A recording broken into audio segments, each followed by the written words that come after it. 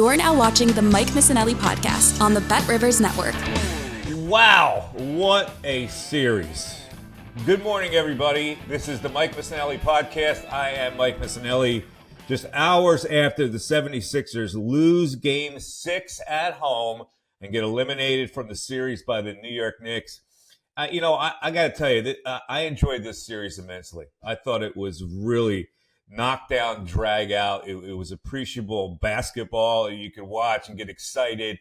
Both teams fought to the Dickens against the other squad to outlast the other team. All these games that were won by the Knicks, they outlasted the Sixers and vice versa. And we're going to break this down in a number of ways. I mean, you could look at the big picture now that it's over, and you can say, okay, where do they go from here? And we will address that a little later in the show. Of course, this is the Mike Missanelli podcast, and it's brought to you by BetRivers. Congratulations if you hit that bet last night. The Sixers were a 3-point favorite in that game last night. And so I know there were a lot of Knicks fans that thought that was easy picking for the Knicks, but it wasn't easy pickings at all. All these games in the series were close. The average margin of victory in every one of these games, the 6 games that were played in this series, was 5.5 points. And that is pretty miraculous. Jalen Brunson averaged 41.8 points over the final 4 contests. Joel Embiid had 39 last night. And for a guy who, I just think people were waiting for him to collapse in an elimination game, proved that he wasn't ready to collapse and played pretty damn well and hung in there minute after minute after minute despite the maladies. He averaged 33 points for the series, double-digit rebounds. I don't think there's anybody that can be disappointed in what Joel Embiid did in this series, especially after he closed it out with a 39-point effort and did his best to extend this series for the Sixers. So there won't be the trade Embiid hate that will come out normally if he didn't play well. I think that he got immune from that with that performance last night. Meanwhile, Dante DiVincenzo, who had looked overmatched, it looked like the moment was too big for him in the last 2 games, comes out of the gate flying, finishes with 23 points with 5 3-pointers, and, of course, Josh Hart. Man, I don't know how to explain this guy. He misses the free throw that enabled the Sixers to win Game 5. He said he couldn't sleep over it, which is the reaction he should have. And then he comes out and he goes 16-14 and hits the clutch 3-pointer with 25.1 seconds left, where he didn't even want to shoot it. He wanted to give that ball up. And he says, well, nobody's here, so I might as well fire. I look at that guy's shot and I go, the release of that shot looks like it's never going to go in. And that's the way he was at Villanova. It comes out a little hard, but he made shots in this series. And if you look at Josh Hart, the intensity he played with in this series, you would love to have that guy on your team. Now, for a bad team, he's not going to stand out. For a good team, the things that he does really helps you win. All right, the Knicks had 20 offensive rebounds last night. It was the story of the series, really. The Knicks really fight hard for offensive rebounds. They are relentless, and I guess that's a tribute to their coach, Tom Thibodeau. And then we finally get to the Sixers performances where it was a lackluster game for Maxey because the Knicks weren't going to allow him to beat him. It was simple. It's like baseball when you don't pitch to a guy. The Knicks made sure that they blitzed him on every possession. They had 2 and 3 guys flying at him, making him give up the ball. And he listen, I know a lot of people say, well, Maxey's got to be the front man for that team. What is the Sixers record when Embiid doesn't play? It's pretty bad, right? So Maxey's got to take another step up. I think he's on the verge of being a great player, but he can be stopped, and the Knicks stopped him last night. And one of the reasons why they stopped him is because really there are very few people on the Sixers that can pick him up and contribute offensively. So let's get to the 100,000-pound elephant, Tobias Harris. He bothers a lot of people. He doesn't bother me because I look at Tobias Harris as a guy who is just irrelevant at this point of his career. And I understand that it rankles people because he makes $40 million a year. He's irrelevant as a player. Now, so to expect that he was going to help you, I think is a little misguided. Last night, he does not score a point. He was a -10. He only took 2 shots, did not go to the foul line, and had 4 rebounds and 3 assists. And they had him out of the game in substantial minutes because, as I said on the last podcast, Nick Nurse, you got to use Heald. I know that you're down on him, but he's a guy that you never know when he can make some shots for you. So you're not going to do him any good by sitting him on the bench. You got to at least try it. So he tried it last night, and Buddy Hield paid off for him, making threes all over the line. Because Buddy Hield was on the floor, Tobias Harris was not on the floor. So when asked about his playing time last night, Tobias Harris said, no comment. No comment. Dude, seriously? What? You're the guy that got jobbed by the coach with playing time? What have you given to see? Your last game, okay, you gave 19 points. But for the majority of the back end of the season into the playoffs, you've given him nothing. So you're the last guy that should be saying no comment. Okay. They flashed double teams at Embiid all night, too. Their defense was so good last night. And normally when you blitz Maxey, and you move the ball quickly, there's going to be somebody that's open. And normally you get the ball in Embiid's hand, but they found a way to double team Embiid after triple teaming Maxey. A brilliant defensive plan by Tom Thibodeau, but you've got to have guys willing to scramble around to play that hard, to play that kind of defense. And the Knicks had that.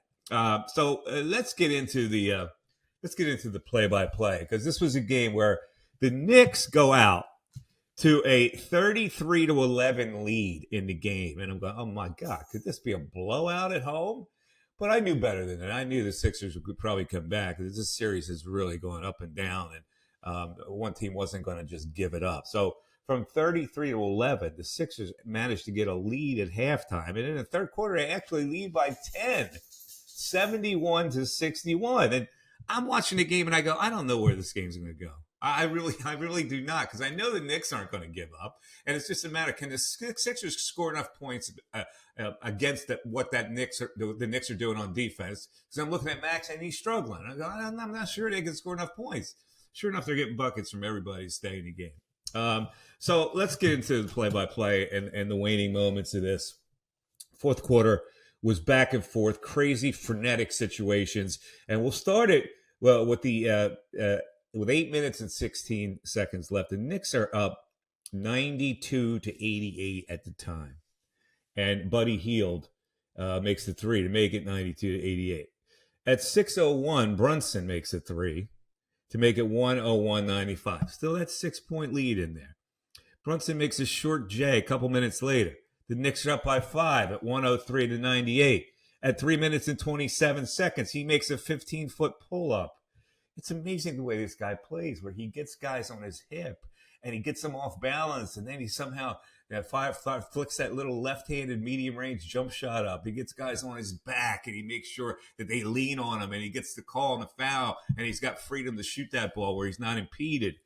He's just an amazingly crafty player. All right, so the Sixers are trying to survive at this point. 3:13 left, and Embiid makes a two-footer, 107-101.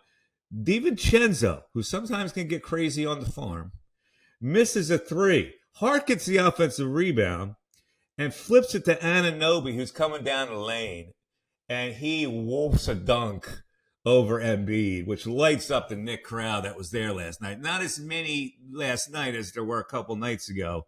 And it's 109-101. They're up 8 now with 2:51 to go.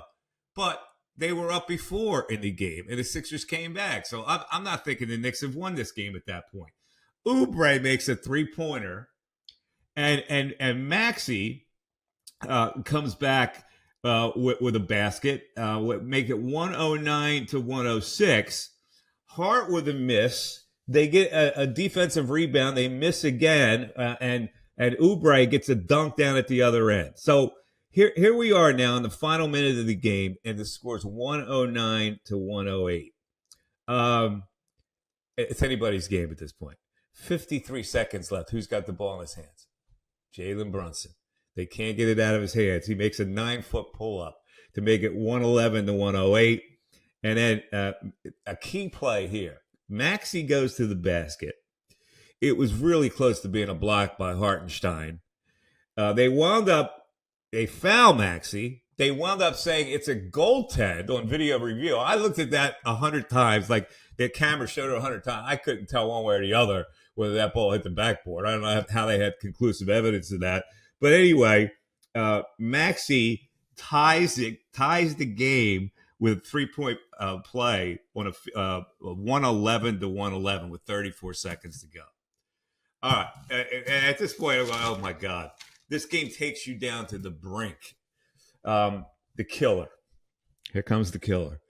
The Knicks are passing the ball around the perimeter. It winds up in Josh Hart's hands. He doesn't want to shoot that. He does not want to shoot it. He's not that confident a shooter that he's going to automatically take that wide open three. Instead, he looks to pass. The Sixers do not come to the basketball with Josh Hart. They come too late. By that time, he goes, I might as well shoot this. And he makes it. 114 to 111. That turns out to be the key basket because Embiid has actually scored to bring it to with a point, but 11 seconds left. Even Chenzo, it gets fouled, and he makes 2 free throws calmly. And then the only thing they have left is 2 seconds to get it up, and Buddy Hield fires one at the basket, which doesn't come close. And the Knicks win the game, and they win the series. And the Knicks fans are parading all around, and the Villanova contingent is pointing at the banners, and Jalen Brunson making jokes afterwards on the telecast, saying, "Is this Kenny? Hey, Kenny, 2016 when Villanova beat North Carolina." He says, "That's the banner up there." So let's bring in producer Darren. Darren, this game wrung out a lot of Sixer fans, probably you as well, right? Yeah, I told my girls last night, I said, because they play basketball, but we don't watch, we're not big Sixer fans per se. Like we don't, we watch the Phillies every night. So I'm trying to get them into basketball. I said, come on, you're going to stay up late tonight, watch this game with me. It was 33 to 11, and they both went down, I'm going to bed. And yeah, but I had a feeling they were going to come back too. That's the way the whole series has been. And I'll give the Sixers credit, because I didn't think they had it in them to battle this team like they battled them in every one of these games. But New York was just a little tougher, and they just had a little bit more brutality underneath the basket. And ultimately, the Sixers, look, the bench played well last night. I think they were outscoring the Knicks bench at 30 to nothing at one point. And Hield came to play. It was so great to watch him light that up last night. But, overall, the Sixers just didn't have enough. And boy, I feel like the Knicks played the same 5 guys for all 48 minutes. They barely played their bench. Yeah, they didn't get much contributions from their bench. So they play Mitchell Robinson off the bench, and they played Miles McBride, who didn't have a great game. Miles McBride usually will give them some offense, but their offense was purely in their starting 5 in that game last night. Here's the thing. I think you would agree that normally when you lose a series in the first round, you've lost the first round. There would be all kinds of disgruntlement, and people would be. I think that game somehow got the fan base off the Sixers' back. It's weird that a Game 6 loss and an elimination in the first round. But I think that the fan base is not as dissatisfied with how that ended up because of the way they fought in that game. And certainly the way Embiid ended the season playing the way he did. Because we were talking about, they lost in the first round. The bottom line was going to be Sixer fans, get rid of him. Get rid of Embiid. Start all over. Blow it up. I don't think fans feel that way. Now, it's hours after a game, so I don't really have the pulse yet.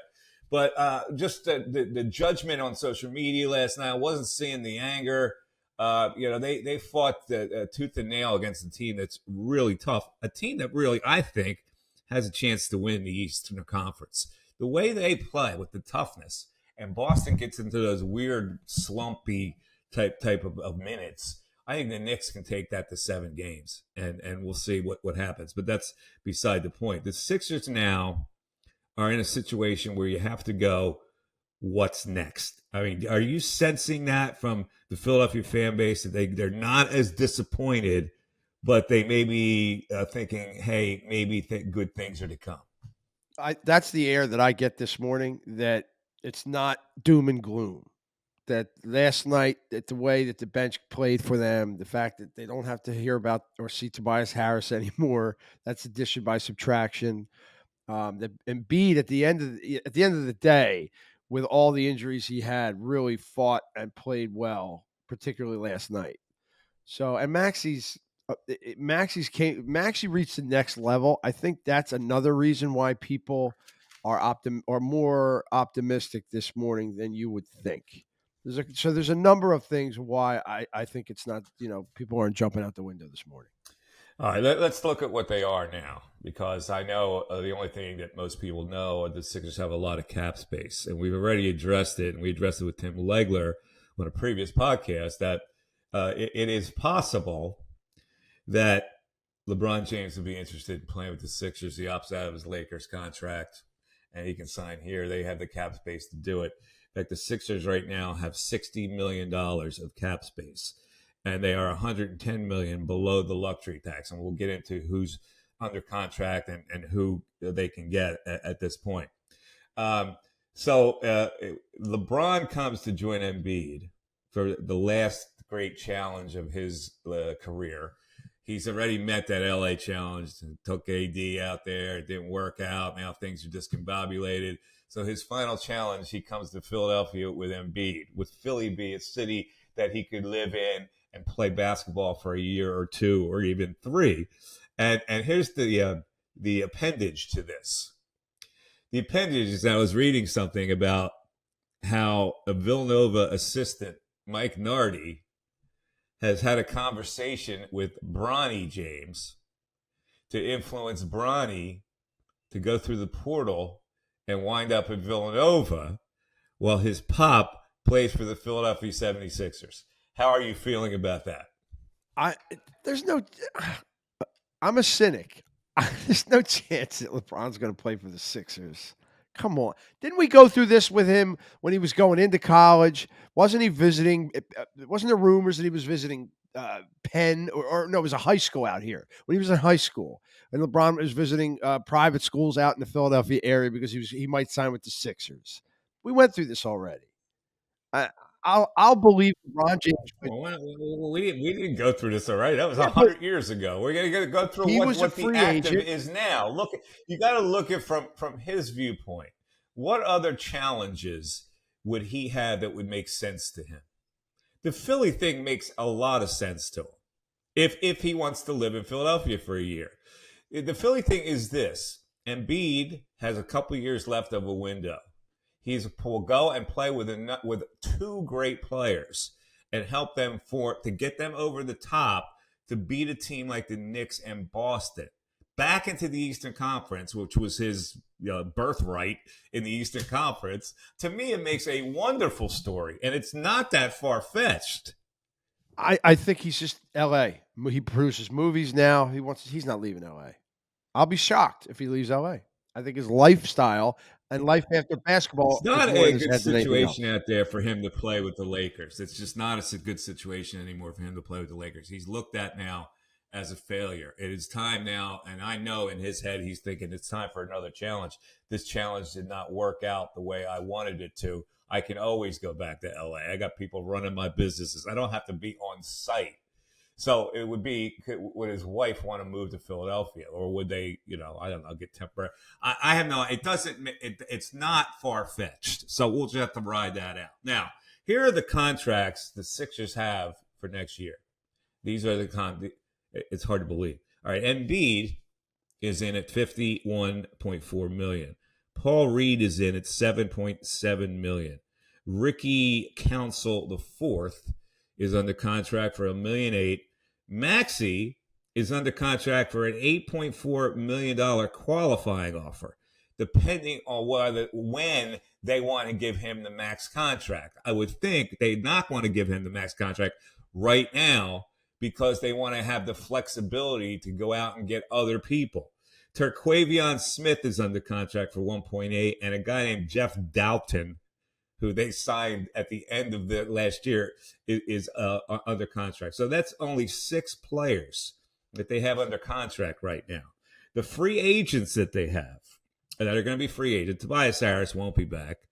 Kyle Lowry, Buddy Hield, Kelly Oubre, Robert Covington, Nick Batum, DeAnthony Melton, Cameron Payne, KJ Martin. Now, they can re-sign all of those guys as a bird right player except for Lowry, Oubre, and Payne. So you take them out of the equation. The other guys, because they own their rights, they can re-sign them, and even if it counts against your cap, you have the flexibility to re-sign those guys. So let's go down one by one.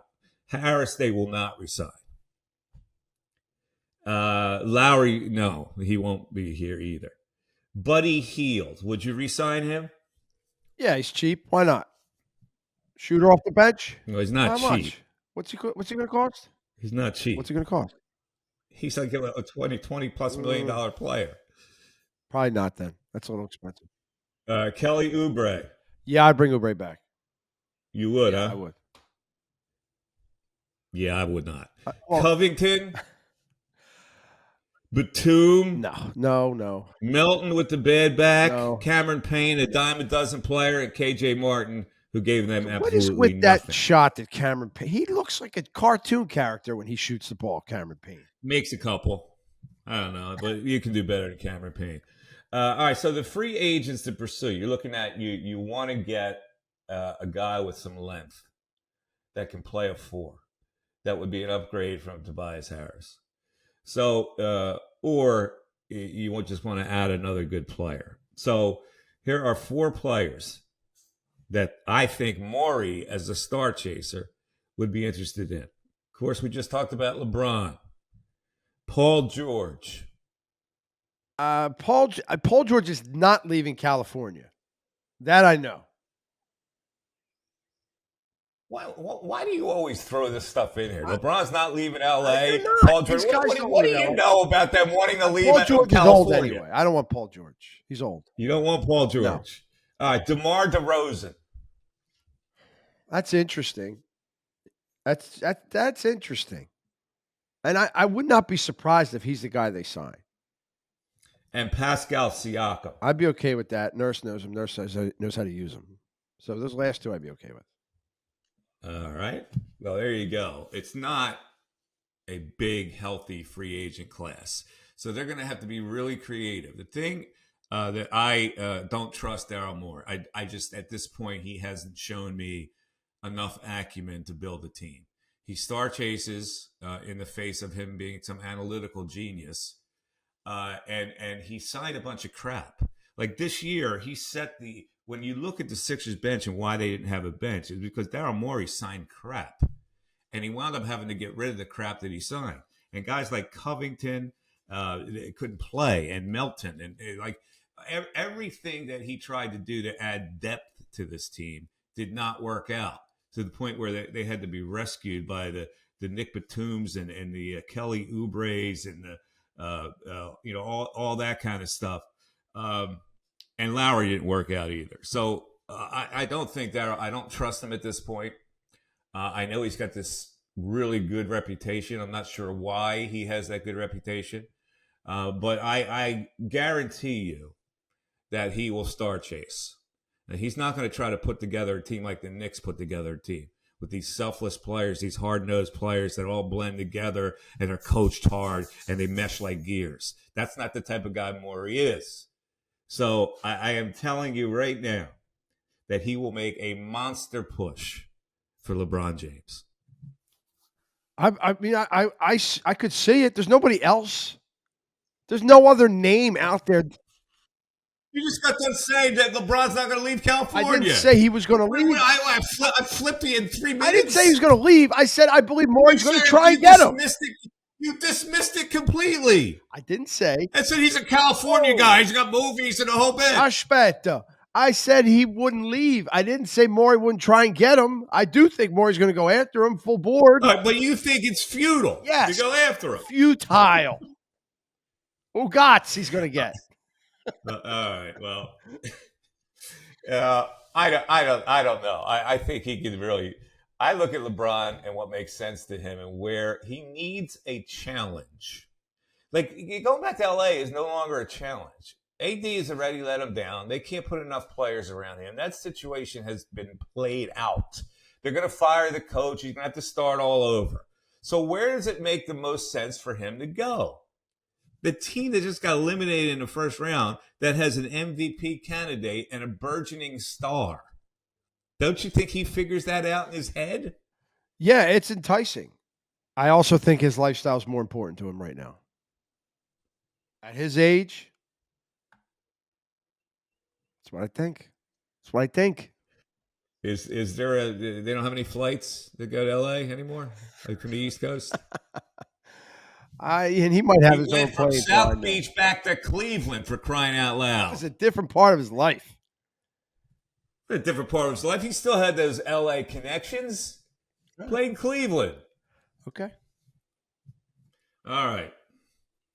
Any thoughts on Joel Embiid here as we get ready to close down this special podcast, this post-game podcast of the Mike Missanelli podcast, where it's now the season's over and we need to take a little vacation. So give me your thoughts on Joel Embiid and how that played out to the Philadelphia fan base. Well, anybody that wants him traded, he's not going to be traded. You're never going to get value for him back. You're just going the only way you've said it a couple times. He needs to lose weight. He's not I don't know if he's going to do that. I hope he does. You're going to have to live with his injury status. He's going to be hurt often. But I think his toughness shit came through a little bit.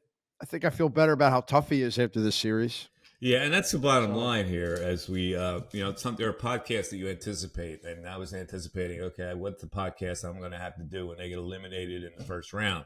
There's going to be all kinds of mayhem within the fan base. There's going to be all kinds of anger and venom, but it doesn't feel like that now. The way that game ended, disappointing, yes, but the way they played to the end, and the way they won Game 5 and came back and almost won Game 6. To take it to a Game 7, which by the way, I don't think they would have won, but that's irrelevant to the point. There's a lingering taste that you leave in fans' mouths, like several years ago when they lost to the Atlanta Hawks. There could not have been a more bitter taste in the Philadelphia fan base. And then when they lost to Boston, you go, okay, well, it was Boston, and you can kind of justify it. You were mad, but this one here, you lost in the first round. And it feels like less of a sting than losing in the previous second rounds. That's the way I feel about it. Yeah, I agree. The air of defeat isn't as thick as it has been in past years. All right. So in the future, we're going to talk about which players you would like to keep, which players you just want to cut bait with. And frankly, you can cut bait with everybody right now. Leave yourself with a 6-player roster at this point, and then just try to fill in the blanks at that point with $60 million in salary cap. I would love to hear your suggestions. We won't be on next week, but I'd love to hear your suggestions via email, mike@mikemiss.com. Again, the guys that you have to consider keeping, the free agents they have right now, are Tobias Harris. I won't get one vote for him. Kyle Lowry, you want to bring him back as a 39-year-old? I'm not feeling that either. Buddy Hield. Would that last game entice you to bring him back as a shooter? Kelly Oubre. I know there's going to be a lot of Kelly Oubre support. Not from me, but from other people. Robert Covington, you can't bring him back. But Batum is now 36 years old. You kind of tried to squeeze whatever they had left out of these guys. And I think you squeezed the max out of Batum in this series. The Anthony Melton now, poor guy, he's young enough to say we'll bring him back, but he's got back issues and when you have back issues, I don't think there's an easy way back from that. Cameron Payne, and KJ Martin, he's the guy they got in the trade with Harden. But all those guys make a case for me that you want to bring those back, and here's how they can help.